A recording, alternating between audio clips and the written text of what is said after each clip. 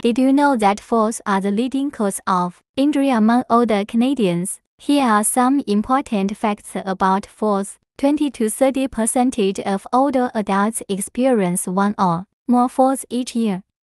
Falls are the cause of 80% of injury-related hospitalizations. For older adults, falls are the cause of 95% of all hip fractures. 50% of falls causing hospitalizations happen at home.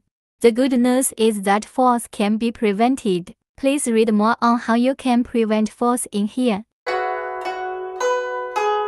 您是否知道跌倒是加拿大老年人受伤的主要原因？以下是关于跌倒的一些重要事实。20%到30%的老年人每年经历一次或多次跌倒。85%的老年人因受伤而住院的原因是跌倒。跌倒是95%的髋部骨折的原因。